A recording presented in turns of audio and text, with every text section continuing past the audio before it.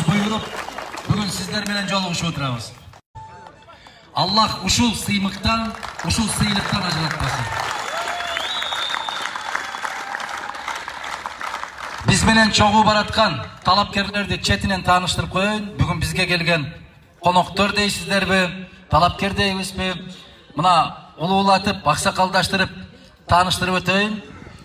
Атасынын уулу, Кыргыз Республикасынын Жогорку Кеңешинин бир канча жолку чакырылышынын депутаты, Кыргызстан Коммунисттик партиясынын төрагасы Масалиев Исхак Абсаматович.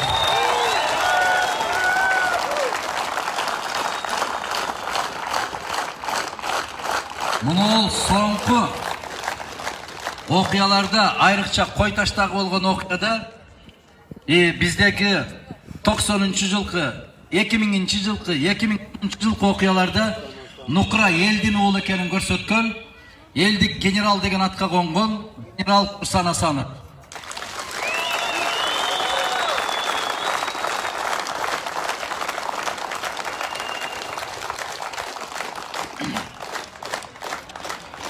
Жогорку Кеңештин депутаты баягы 120 койдон деген, Чимкирик деген, башка деген аттардан алысыраак болгон ушул Исхак Абсаматович менен чогуу жүргөн, чогуу иштешкен. Ушул жерден депутат болуп, сиздердин ишенимиңиздерге ээ болуп барган, элдин кызматында жүргөн азамат Зияш Жамалдинов.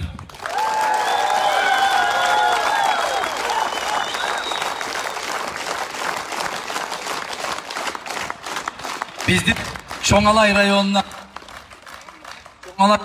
бүтүн Кыргызстандан депутаттыкка талапкер болуп бараткан жаш жигит кече Бишкекте аттуу турдук, эл турду соттун алдында талап кылып, эрте менен 9-дан кечки 9-га чейин чай ичпей, же тамак ичпей, ошол жыйындарды башкарып отурган көрүп аттыңыздарбы түз эфирден? Көрсөтүп атты. Мына микрофон эмне болуп атат жигиттер? Жанына барсак элден алыстап кетет экенбиз да. Эми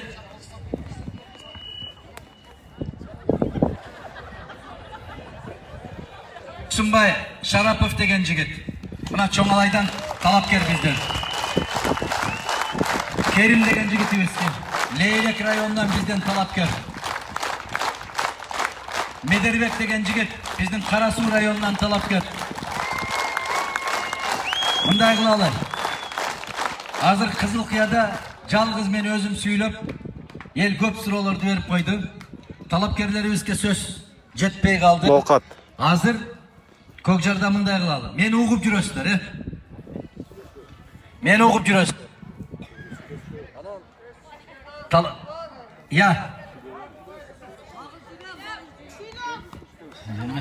Силерге сүйлө деп коюш оңой экен, бизде тамак кыйын экен. Тамаша. Азыр бул талапкерлерге кыска сөз берели. Андан кийин аягында кайра чыганда кайра сүйлөйүн. Себеп биз мындан кийинки жолугушубуз да бар ноокатта. Андан кийин ошко кетебиз. Биздин ансыздагы Борбордук шайлоо комиссиясы дээрлик бүгүн 11 күнүбүздү жок кылдык. 11 күнгө кечиктик.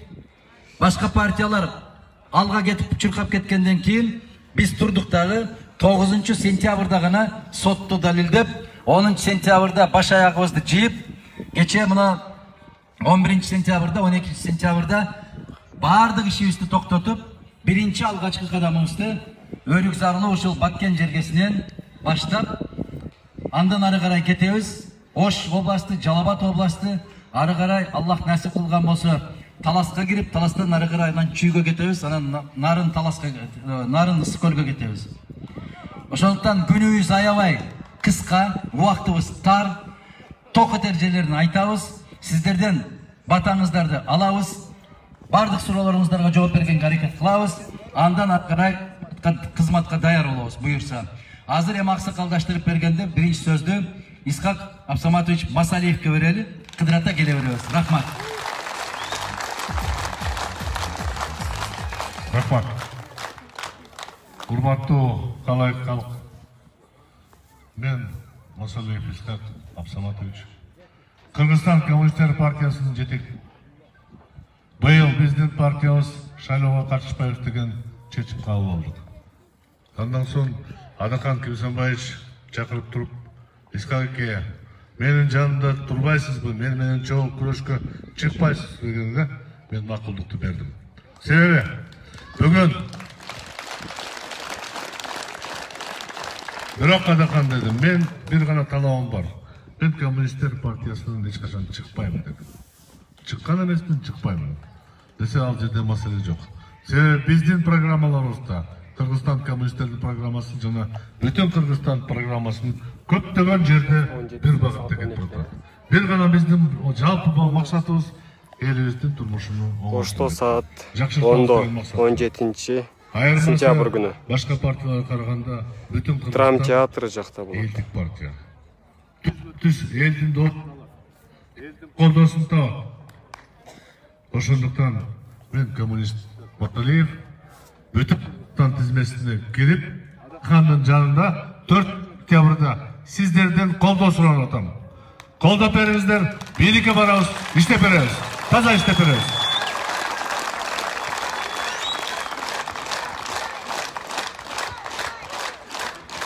Ассаламу алейкум, урматтуу ноокаттык туугандар. Жакын арада 4-чү, башкача айтканда 4 октябрь бул элдик тандоо. Бул сиздердин тандооңуздар. Бир нерсени чындыкты ачык айтуу керек. Ошол күнү бул бүтүн Кыргызстан партиясынын тагдыры эмес, жалпы ушул жерде отурган жалпы кыргызстандыктар үчүн ошолордун тандоосу болот. Бүгүнкү күнү, ошол күнү адал менен арамды, ак менен караны, абийир менен акчанын күрөшү болуп жаткан учурда мен толук ишенем. Ноокаттык туугандар үлгүнү көргөзүп, бүтүн Кыргызстанды жеңишке жеткизет деген ишеничтемин. Легендарный парламентке кимдер келиш керек?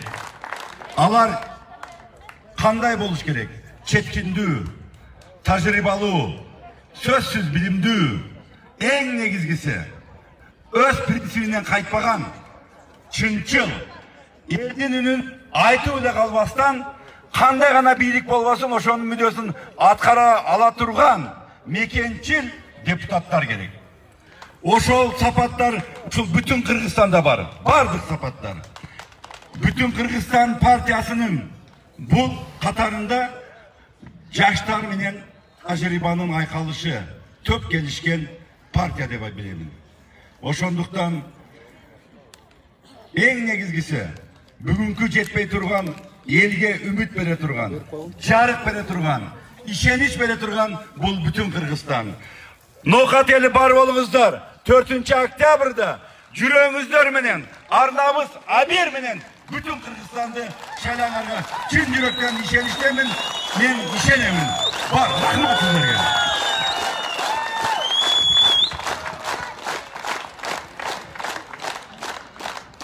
Ассаламу алейкум, урматтуу туугандарым, урматтуу жердештер, урматтуу меймандар. Кана бардыңыздар бир мейман достугуңузду билдирип, ушу келген меймандарга туруп бир кол чаап коюңуздарчы, дүркүрөтүп. Бүтүн Кыргызстан! Бүтүн Кыргызстан! Жашасын бүтүн Кыргызстан! Бүтүн Кыргызстан! Бүтүн Кыргызстан! Кыргызстан! Бүтүн Кыргызстан! Жашасын бүтүн Кыргызстан! Бүтүн Кыргызстан! Рахмат, рахмат. Урматтуу туугандар, мына буга чейин мени 3 жолу ушул жерден депутат кылып шайладыңыздар. Мен ойлоймун, мен да сиздер үчүн кызмат кылып бердим кызматтарымды. Акыры мына акыркы ушул жылы келип, мен бүгүнкү күнү ушул бүтүн Кыргызстан партиясы менен күрөшкө барып жатамын. Эмне себептен? Себеби дегенде бардыңыз, сиздер өзүңүздөр айттыңыздар. Ушу бүтүн Кыргызстан менен баргын деп. Бул жерде качан шайлоо болсо, бүтүн Кыргызстандын талапкерлери Бұл жерде бүтін Қырғызстанның қолдаушылары аябай көп болған. Турабы? Мен ойлаймын, 10-шы жылдағын, 15-ші жылдағын жақсы қолдау бергенсіздер. Еми, ушу мені қолдағандардағын, бүгін күні 4 октябрьда андан барлығызды қолдап ұшу жерде көп қолдасақ, Құда қаласа бүтін Қырғызстан партиясы ұтат деген шешімді айта аламын. Қолдаймыз ба?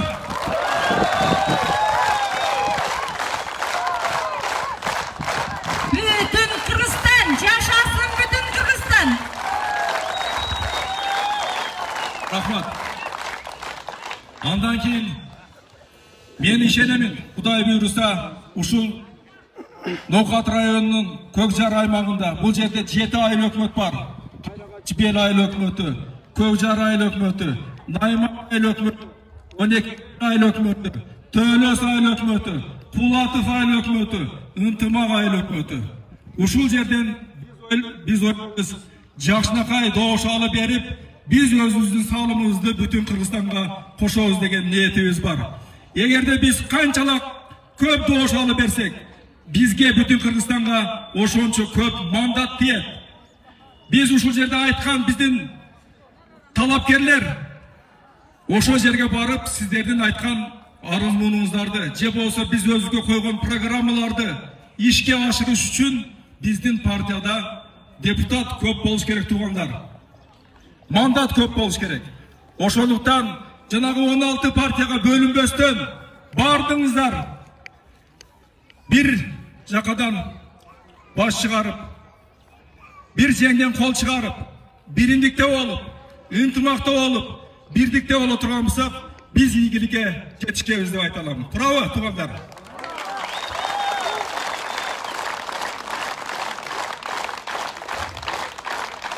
Бүгүнкү шайлоо бийликтин партиясы менен күрөшүү шайлоо. Бүгүнкү шайлоо байлардын партиясы менен күрөшүү шайлоо болуп атат. Ошондуктан мен айтамын, менин жердештерим, менин туугандарым, Куда кааласа, ошо бийликтин партиясынан тандабайт, байлардын партиясынан тандабайт, элдик бүтүн Кыргызстан партиясын тандайт деп мен бүгүнкү күндө айтып кете аламын. Туурабы?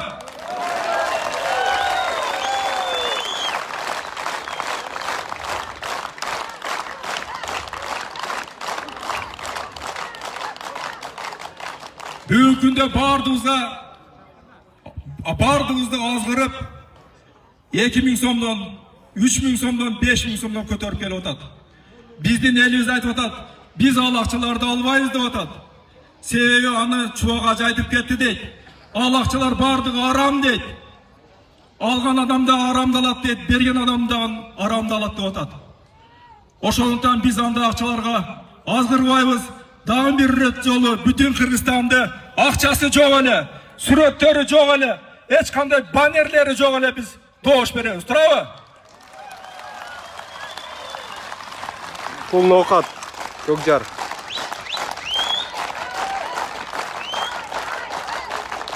Урматтуу туугандар, мен дагы бир рет ушул жерде турган биздин талапкерлерди ишендирип айтып кете аламын. Куда кааласа 4 октябрь күнү бүтүн Кыргызстан партиясына 80% ушул айткан, жогоруда айткан 7 ай өкмөттөн доош алып деп убада беребиз. Бүгүнкү күндөн баштап ушул жерге келген адамдар бардыңыздар бүтүн Кыргызстандын агитатору болуп кетесиздер. Бүтүн Кыргызстан, жашасын бүтүн Кыргызстан. Куда кааласа сиздер бизди колдой берсеңиздер, biz sizlerden aytkan işinizlerde, biz özünüzde aytkan uadalarımızda sizlerge atkары beremiz. Biz asmandağı aydı alıp beremiz de aytmayız. Biz kolumuzdan kelgen, bilimimiz jetken işlerdi biz bütür beremiz. Dev aytıp kete alağız. Rahmat sizlerge. Kuda kalasa bütün Kırgızstan jeyet, turabı?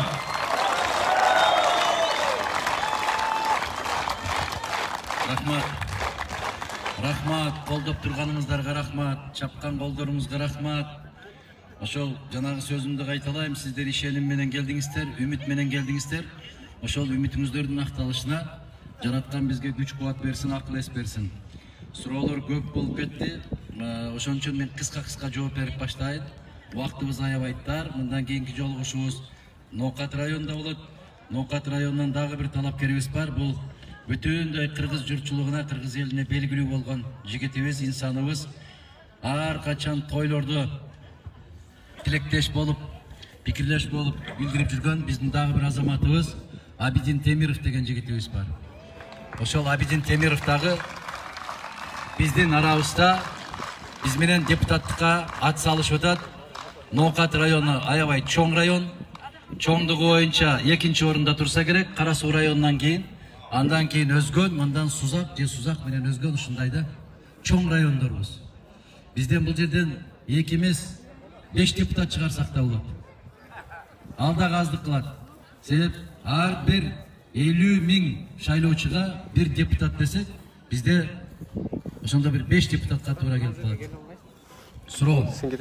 Адаканын кабыл экен, сага ден соолук иштериңде кирип, эл сен тарапта, биз сени мененбиз. Аллах сага жар болсун, акыйкат эл тарапта, сен тарапта, өзүң сак бол дейт.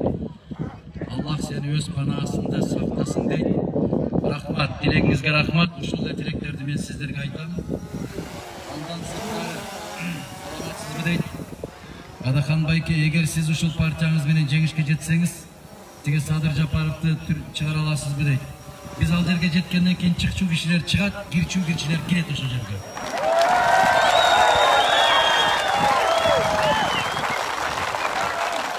Чыга турган бир жигит эмес, чыга турган көптөгөн азаматтарыбыз бар.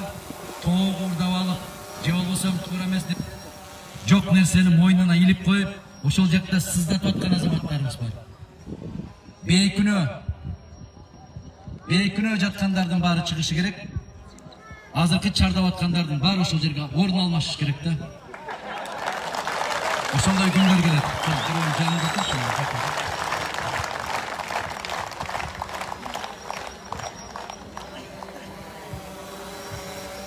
Эгер акчага сатылып, элдер акчага сатылып өкүнгөндөр көп дейт. Бар. Эми шайлоодо сиздерди шайласак билинип калбайбы, билип калат деп коркуп атышат дейт.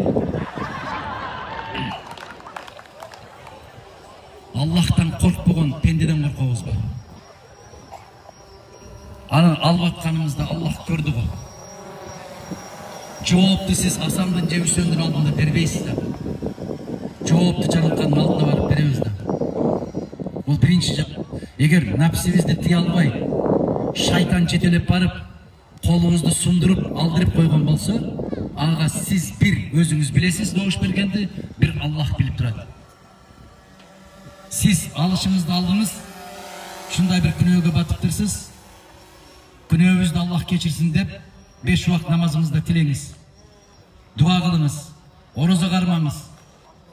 Өкүнүңүз, кайгырыңыз. Себеп мына Имам Аль-Газали деген улуу окумуштуу бар. Ислам дүйнөсүнүн, ислам илиминин чырагы деген атка конгон. Ошо киши жазат. Акыретке барганда, бу көз жумулганда дейт, топуракка жер түшкөндө, жерге түшкөндө дейт, ушундай чыңырат экен пенде дейт. Мени кайра чыгарып койчу, жок дегенде маңдайымды саждага тийгизип алайын деп. Бирок ал жактан чыгуу кайдан? Кайтуу кайдан? Чыгарып койчу, 2 рекет намаз окуп алайын деп ыйлайт экен, кыйкырат экен. Кайдан чыгуу? Ошон үчүн азапка кабыл электе. Ошол арам нерсеге колубуз тиелекте, астагфируллах деп артка кайталы. Аллах кечирсин, кечиримдүү зат. Алып алып, анын үстүнө дагы кошумча күнөөгө батпаңыз. Алып алып, кайрадан арам добуштап айланайт. Мен муну айткан жок, ушуну сайрап өттү го. Кетти го чубак. Ошону угуп туруп деле алып атабызбы дагы, мен түшүнбөй калдым. Эмнеге алабыз, айланайындар. Ошол арам нерсе, акча, ошол катманга түшүшү менен катманыңыздагы акчаңдын баракасын жок кылып атпайбы, айланайын. Балдарыбыздын касиетин жоготуп атпайбы, себеби ошого нан алып, нан берип атабыз да. Ошол арам акчаны алып алып барып, сатып алган майыңыз дагы, сүтүңүз дагы, ошону ичкендер дагы сиз менен кошо ошол арамдыкка кошулуп атпайбы? Токтобойлубу? Мына аксакалдарыбыз отурат, ушу аксакалдарыбызга өзгөчө кайрылам. Жаштарга Кудайга шүгүр, инсап берип, азыр андай нерсеге барбай калды. Bizde aksakалдар сәл чатагыраак. Достор, бул жерде жаман комментарий жазып аткандарга теңелбей эле коюңуздар, сөгүнбөй эле коюңуздар, маданиятты сактаңыздар. Шорпо кайнаган жерден чыкты. Бүтүн Кыргызстанда бул маданиятты колдоочулар, маданиятты адамдар. Балдар азыр неберелер токтотуп баштады. Ата токтоду. Мына ар кандай жаман комментарий, уят сөздөр жазып аткандарга теңелбей эле коюңуздар. Кыргыз кыздарыбыз, балдарыбыз не деп кайрылып атат сиздерге? Укпайлы ошону. Өткөндө бир келин кыз ыйлап кайрылып атат. Апа, менин балдарыма ошолордон алган акчаңдан оокат алып берге салба оозуна деп ыйлап атат. Неге бул таасир кылбайт бизге? Неге токтобойбуз ушуну уккандан кийин? Ата, сен ошолордон алган акчаңа менин балдарыма, неберелериңе бир конфет сатып алып келбе деп ыйлап атат. Неге токтобойбуз? Ата, апа, силерди биз багып атабыз деп ыйлап атат. Ай сайын 15 миң, 20 миң рубльдан берип атабыз. Ошондо бир жылда сиздерге 200 миң, 300 миң салып атпайбы бир жылда? Неге ошолордун эмгегин, неге ошолордун көз жашын сиздер ун чыкпай туруп атып атасыңар? Кантип бул не деген жүрүк? Бул не деген пенде? Акыр жырткыч болсо дагы, айван болсо дагы өз балдарына эч качан жамандыкка караңыздарчы. Түлкү ушундай тегеренип атат. Kanatın kaklap, tumşuğu menen çokup, kağız, balapan berбей атат түлкүгө. А biz adamбыз го. Biz insanбыз го. Ошол макулуктарда акыретте сурак жок. Бизге сурак бар го. Акылдуунун айтканын акылдуу адамдар гана түшүнөт. Бул жерде жаман комментарий. Анан телеп атабыз. 5 убак намазында телеп атам дейбиз. Жок. Bir içine meyizden uçunçalık haram ovkat kirip ketse 40 күнгө чейин дуан кабыл болбойт дейт. Тургулач аксакалдар келип bir kese aram çay içken жокмун 40 күндүн içinde деп келип бата бергилечи ушул жерге. Барбы ошондойлор? Болсун. Болсун. Бұрындан 5 жыл башта барбы дегенде бүт бары таяк менен жерди чукуп отура берет эле.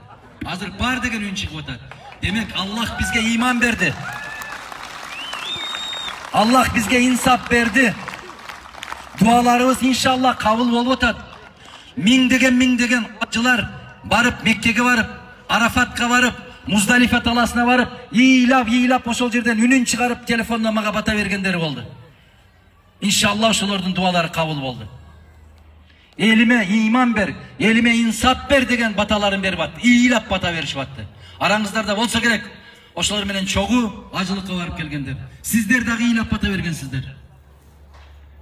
Каабаны кучактап алып бата сурагандар бар.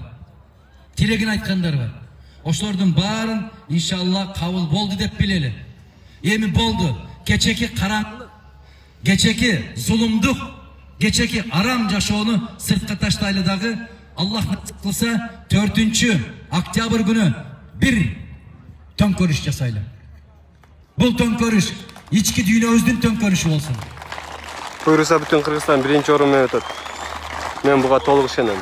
Бул төңкөрүш көптөгөн жолугушууларга бардык элдер бир сома убай, бир чай ичпей өтө көп сандагы адамдар келип атат. Мында көп адамдарды башка партиялар акчаларын берип, чайларын берип да кап кире алышпайт.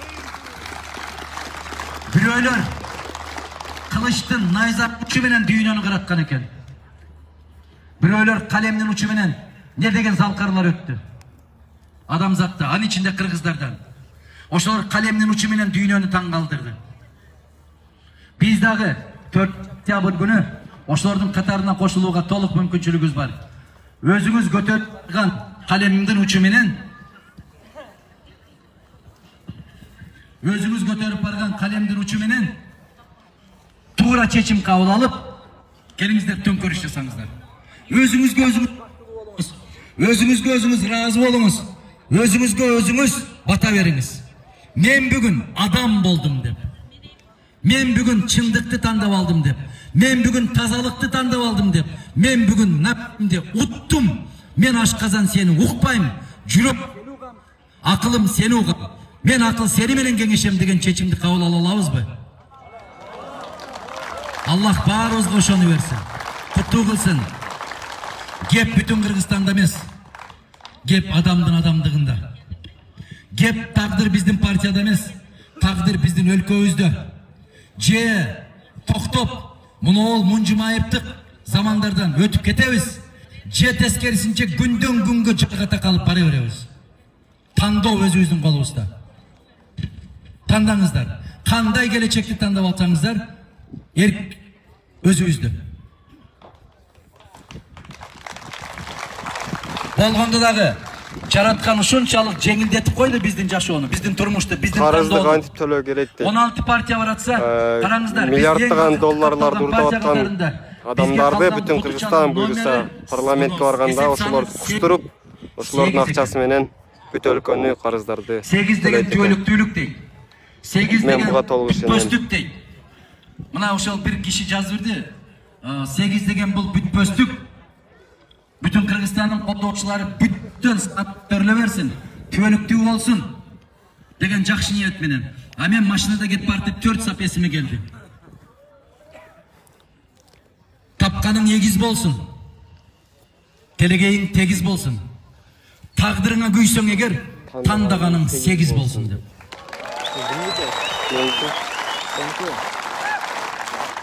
Kıynalbayt ekenbiz. Üstün karapta kıynalbayız, astın karapta kıynalbayız, ortasına saya öğretkenbiz. Dal ortası. Sebep, üstü jagında dağı adilettik yok, tömön jagında dağı adilettik yok. Adilettik daim ortada, çındık daim ortada olur. Biz mına şol dal ortası ekenbiz. Kutlu olsun barыбызга. Rahmat, men Borbaş айылынын turgunu 66 жаштагы эже боломун. Men seni жакшы көрүp, неберемдин атын Адахан койдум, sen de insan bolsun деп, seni ketменчилер, урукчулар, кайра карапайым адамдар баарыбыз сенин элиң колдойбуз, эл сени менен ак жол дейт. Рахмат эжеке, небереңиздин келечегин кең кылсын. Көкүрөгүнө ыйман, жүрөгүнө биринчи кезекте ата-энесине, чоң таята тайнелерине, бир туугандарына, андан калса эли журтуна бир кандай мейил берсин. Келечекте эч качан жер каратпаган, сиз сыймыктанган азаматтардан болуп чыгышыны Аллах Таала насип эткен болсун. Кандай максатта койсоңуз, максатыңызга жетиңиз. Адаханга узун өмүр, жакшы келечекте эли журтуна кызмат кылган жигиттерден болуп өсүшүнө тилектештигимди билдирем. Рахмат. Адахан Кемсанбаевич, сизди жана сиздин партияңызды Кыргызстандын эли 100% колдооруна ишенем. Бирок биздин чоңдор сатылган.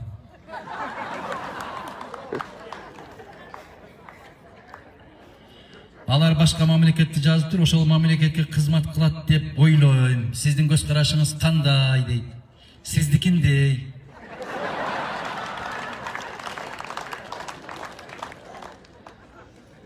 Чоңдор сатылса сатыла берсин. Чоңдор көп болсо, мына даракты караңыздарчы, канча жалбырак бар. Ошол жалбыракты жакшы карап көрсөңүздөр, бир 10-15 жалбырак гана саргарып калган. Чоңдор ошол сары жалбырак. Эртең бир сүгүнүп чөт. Эми салыштырбайсыздар, канча жашыл болгон дарак жалбырак турат. Биз көппүз, эл сел. Чоңдор ошол сүймөнчүктүү партиялар менен боло берсин, эл биз менен болгула.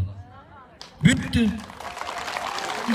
Ошондой эсептесеңиз 100 болбойт экенбиз го, бирок өтө сапаттуу 99% болот экенбиз. Болобуз иншалла. Жетебиз ошого.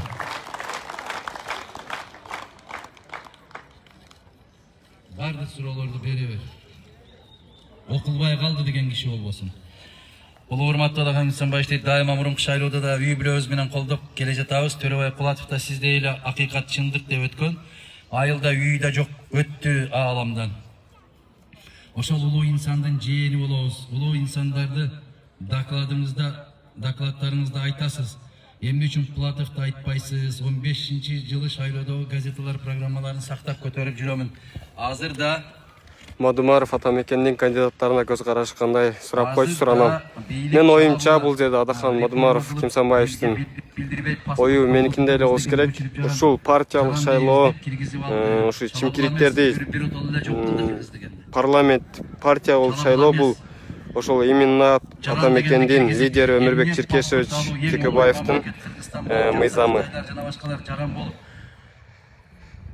Ошол мыйзамдын айынан ушу чимкирик жалаң олигархтар депутаттыкка келип атат. Бүт кыргыз паспорту менен. Болбосо мурда партиялык шайлоо деген жок. Мына жерде отургандарыбыз паспорт ала албай алып атабыз. Москвада бүтүн кылмыш жасагандарды кармаса кыргыздын паспорту болуп чыгып атат. Ал биздин жаран эмес. Ушул өлкө чирип атат. Менин 25 жыл баштакы Аскар Акаевичке айткан сөзүмдү азыр интернетке чыгарып берет, телефонуңуздарда жүрөт. Көрүп атасыздарбы? Ошондо мен ким чыгарса дагы Алла разы болсун ошого. Мен өзүмдө жок эле ошол нерсе.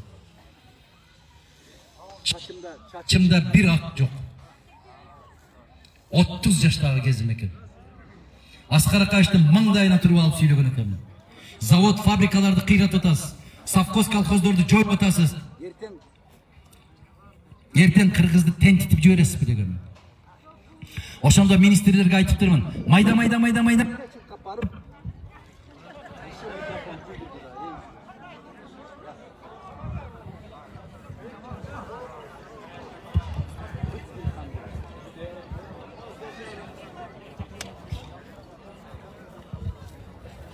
Микрофонда күнөө эмес, менде күнөө кетти. Бирге жакындап кетиптирмин.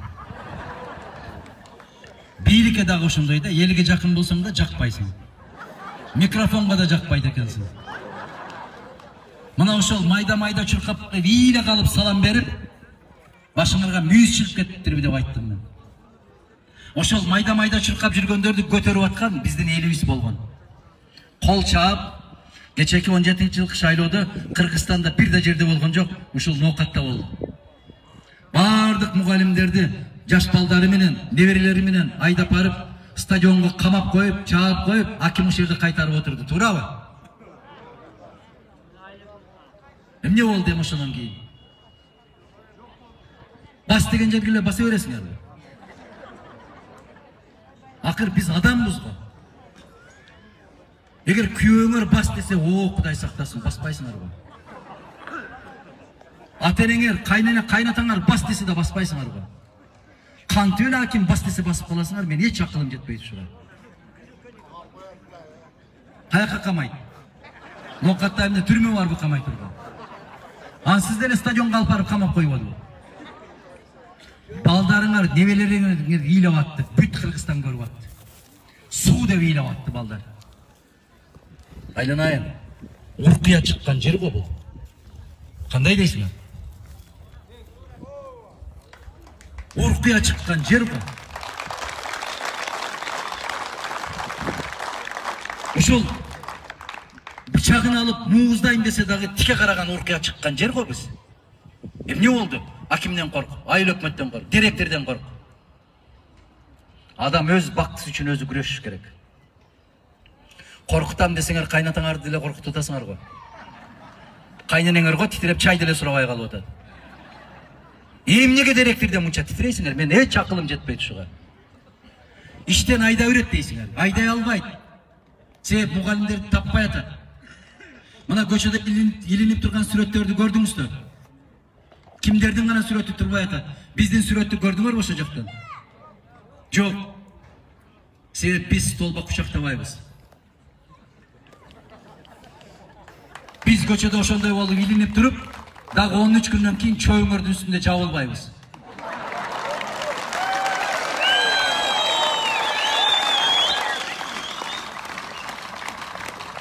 Biz жалдырап көмүрүңөрдүн үстүндө жатпайбыз. Анча-мынча жаңы үйлөнгөндөр керек болсо ажатканасын ороп коюп атат. Биздин сүрөт сиздердин жүрөгүңүздөрдө. Иншалла. Biz elдің жүрөгүндөгү партиябыз. Biz elдің жүрөгүнөн орун алганбыз. Алар 4 октябрда ошо турган жеринде калтырып кое бергиле. Бизде ак батаңарды берип, ак үйгө жибергиле. Ак үйдө ак кызмат кылып, Elge kızmat kıla turgan mыйзамдар менен биз иштей бергенди насип кылган болсун. Булар кала берсин шектер. Биз теледен көрүп атасыздарбы азыр, Кутулдуңуздар, көчөгө чыгып кетип кана кулак тынчыбаса, ар бир мүнөт сайын биз муну жасайбыз, биз тигини жасайбыз. Биз балаңдай деген партиябыз деп, чайыңарды да ичирбейт, намазыңарды да окутпайт, эки киши менен сүйлөштүрө да койбойт. Жанар Акаев бул жума намазга каршы чыккан киши. Чубак ажынын насаты бар, бул адамга добуш бербегиле деген. 1 мүнөтү. Именно Жанар Акаевга. Мамлеков, Рабалдиеваны билбейм. Акчага биздин мугалимдер 6 ай бала окутасыңар. Жарым жыл. Ким чыгат ошентип радиодон, теледен? Биз бекер болгон гана учурда чыга алабыз. Именно Жанар Акаев жума намазга каршы чыккан адам. Чубак ажы Жанар Акаев деп YouTube'га жазсаңыздар чыгат. Андай акча болуш үчүн каракчы болуш керек. Мен өзүм дагы бул адамга добуш бербейм, жана мына жерде абаларым отурат. Насаатта кылып кетем деп айткан сөздөрү бар. Үстүндөгү калпагы дагы ушу жака деп эле кийип чыкты. Эл көзүнө деп. Эгер атамекенди шайласаңыздар, бул жерде үчөө эле арбайт да. 10 жыл баштагы калпактары бар. Ошол арасында Кытайлар бар жогу бирге барат. Байып кеткен эч ким жокпу? Ак эмгек менен иштеген киши байып кетпейт. 1 мүнөт мактап кой, мен сага 37 000 берем деп. Андай болбойт. Эгер биз теледен чыкпай аткан болсок, сиздер ушуну билгиле. Теледен макталып чыгып аткан партиялардын баары бийликтен сүймөнчүктүү балдар экен деп билгиле. Бизди таппай атабыз дебегиле. Биз сиздер менен биз. Мына чалабылар реформа кылып, элге билдирбей паспортко улутту дегенди жоготуп алды деген Азамат ушул суроо берген киши күйөө менен чогулуп сизден сурайбыз ушунун калдына келтиргиле дейт. Эгер биз бүтүн Кыргызстан парламентке барып калсак көп нерсе өзгөрөт. Ишениңиздер, ошол төңкөрүштү сиздер төртүндө жасасаңыздар, кыргыз бийлигинин өңү өзгөрөт, түсү өзгөрөт, тили өзгөрөт. Жок дегенде сүйлөгөн тилин сиздер түшүнө тургандай болуп калат, Кудай кааласа.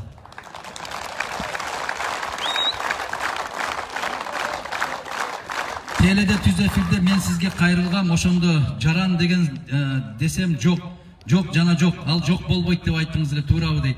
Мени менен сизди укпай атат да, эже. Мен Миңбаева Айгүл деген экен, азырда Каражарга, Көкжарга үй бүлөм менен 5 адам келип отурабыз колдо. Күнүнө YouTube'дан көрөбүз, талкуулайбыз, элге күндө кошуналарга түшүндүрүп беребиз дейт. Рахмат, Алла разы болсун. Дайыма ошол баарыбыз бир тилде, бир багытта болгон насип эткен болсун. Добушуңуздарды сатпагыла, бүтүн Кыргызстанды шайлагыла деп дейт. Рахмат эжеке. Аман болуңуз, бар болуңуз. Кыргыз мамлекетинин келечеги жок. Эгерде ушул система, ушул жол менен кетсек, бардык тармакка реформа жасаш керек дейт. Мен ушуну 15-чи Достор, ушул прямой эфирде группаларга жөнөтүп койсоңуздар, поделиться болот. Мына жерде туруп сүйлөгөн. Кимиңиздерде эсиңиздерде бар? Бар бесиңиздерде? 5 жыл өттү. 5 жылдан бери дал мен айткандай болдубу? Эми ким күнөөлүү? Ошондо дагы айтсам, түшүнбөй койдуңарбы? Колдобой койдуңарбы? Жок. Мындай кылалы. Колдогон болсок, ошол жерден добуш чыгат эле. Биз мындай кылалы дедиңер дагы, бөлүнөлү дедиңер, бөлдүңөр. Балам, сен баланчы партияга бара бер, атаң бул партияга барсын, эжең 3-чүгө барсын, мен 5-чиге барайын. Ушундай кылдыңар бежелер? Эстүүлөр. Жок деп аткандар биз 10 чак делебиз, калгандарыбыз ошондой кылып кеткенбиз. Мен ушу биздин Көкжарды ушундай болду дегенден алысмын, бирок Кыргызстан көбүнчө ушундай кылып атат. Атасы бир партияда, баласы бир партияда. Кандидат болуп баратышат. Эртең телет аймашка түшүп калса кантет билбейм. Жаратылышты мөңгүлөрдү сактап калыш керек, Кумтөрдүн ишин токтотуп койсо болобу? Мен күндө көрөм деген ошол YouTube'дан көрүп аткан эле сөздөрүндү менден сурап атыпсыздар кайра. Жанар Акаев жуманы жылдырып койгуда, Аллахтын өкмүндө жылдырып койбу. Кендерди, алтын кендерди жуманы кантип күндө келип кеттик, Шамбисайга. Базар күнгө жылдырып койсун. Токтотуш керек деп. Андан кейін Нарынға бардым, Солтан Сарыға. Андан кейін Қызыл Тоқойға бардым, Чатқалға. Бардық жерде айтып отырмын, тоқтатышымыз керек. Қытайға бербешіміз керек. Жанаркаевич, Аллах Тааламен сүйлөшүп. Бизден естүү адамдар келгенде Кыргызстан Биз жума күнү эмес, базар күнү окуй берели жума намазды. Бар, ишеним терең. Саламатсыз бейли, мен Кулатов айыл өкмөтүнүн тургуну Кыямидин.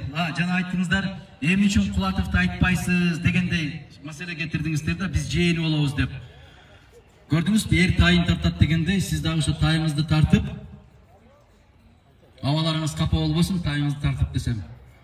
Ушул кишинин атат албай атат дегенде айтыпсыздар. Мен атасам тек өлкө башчыларын атап атам. Эгерде өлкө башчы болбогон мыктыларды атай турган болсок, Насирдин Исанович деген не деген залкан инсан. Биздин эле ушул Кыргызстанда эмес, бүтүндөй СНГ өлкөлөрүндө, дүйнөдө Миталип Мамытов деген не деген залкан инсан. Андай инсандар көп. Могул жерде эле Зупуев деген миллионер колхоз кылып кеткен аксакалыбыз бар. Биз ошондой инсандарга байбыз. Мен айтканым, өлкө башкарып келген, эл башкарып келген инсандарды айтып келетем. Ушул Исхак Разакович деп, Абсамат Масалиевич деп, мына ушул кишилерди айтып келем. Абдикерим Сыдыков деп. Себеп Төрөбай Кулатовичтин жасаган иши, Төрөбай Кулатовичтай жетекчи болуп, Сталинге 2 жолу деп угам, бирок кейде угуп калам, 2 жолкусун так билем, 3 жолу Сталинге кирген киши катарында билем тарыхтан. Башка кайсы киши канча жолу кирди билбейм. Мына ошол согуш болуп аткан жылдарында Бишкек балыкчы темир жолун курдургандагы ошол Төрөбай Кулатов болот. Ошол Төрөбай Кулатовго Сталин мынтип кайрылат экен, архивтерден. Билесиздерби, бабай деп кайрылган экен, сыйлап. Наш бабай деп. Экинчи жолу киргенде кайра эле ошол темир жолду сураганда согуш жүрүп атканына карабай, кыйынчылык жүрүп атканына карабай, калыбына келтирүү иштери жүрүп атканына карабай, ладно деп кол коюп берген экен, ошол менен темир жол болуп калды. Бул эмгектери эч ким аны тарыхтан өчүрө албайт. Ошондуктан Төрөбай Кулатович менен 1000 жолу сыймыктансаңыздар, укугуңуздар бар. Биз кыргыз катары, кыргыз мамлекети катары Төрөбай Кулатович боюнча биздин айтар сөздөрүбүз алды да. Мен а кишинин кемпири менен көп жолу сүйлөшүп калдым. Керемет инсан. Ушул кишини билесиздерби? 40 жылдай парламенттин жетекчиси болуп олтуруп, аялына 1 жолу машина бербептир, бир тойго барганга же бир отурушка барганга. 1 жолу бербептир. Азыр айыл өкмөттүн машиналарын кимдер минет? Мына жерде бир эжем башын жерге сала койду, айыл өкмөттүн аял эмессизби билген? Сиз жоолукчан экенсиз. Билесиңер, кимдин машиналарын кимдер минет билесиңер. Мына Төрөбай Кулатов мамлекеттин жетекчилеринин бири болуп туруп, бир да жолу жеңебизге, энебизге машина мингизбептир. Бул тарыхый факт. Мен 67 жаштагы милициянын ардагери болом. Көп жылдан бери шайлоодуу комиссиясынын курамында иштейм. Сен ишеничтүү байкоочу койчу. Биздин участкага центрде Кызыл Булакта дайым эле элдер 80-90% колдойбуз. Бирок бир да байкоочу жыйынтык жок болуп жатканын кыжалатпыз. Сага ушул шайлоодо ийгилик гана, жеңиш гана каалаймын деп, каалаймын иним деп Аманбай дейт. Аманбай мырза, милициянын ардагери экенсиз, бар болуңуз, аман болуңуз, кайдыгер болбоңуз. Зияш мырза уктуңуз да, кайсы жерде байкоочу жок экенин. Бирок бир дайым мен кайрылып келем, ар бир кыргыздын үйү менин штабым деп. Ар бир Кыргызстандын жараны биздин ишенимдүү киши деп. Бирок ал деңгээлге жете элек экенбиз, Зияш мырза өзгөчө карап коебуз да, ошол жерге байкоочуну катырып коюңуз, ушундай кылып. Эч бир тышканга кебек алдырбай турган азаматтардан коюңуз.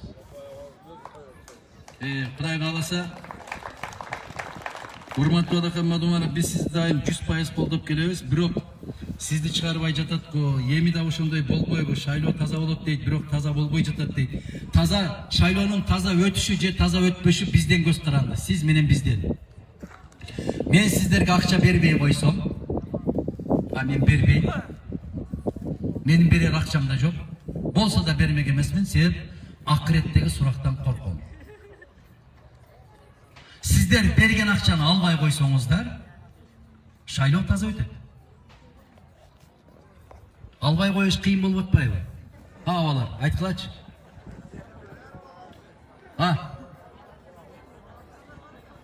Оозубузду моомда кылып жаап алган менен буягыбыз кулдурап кетип атпайбы?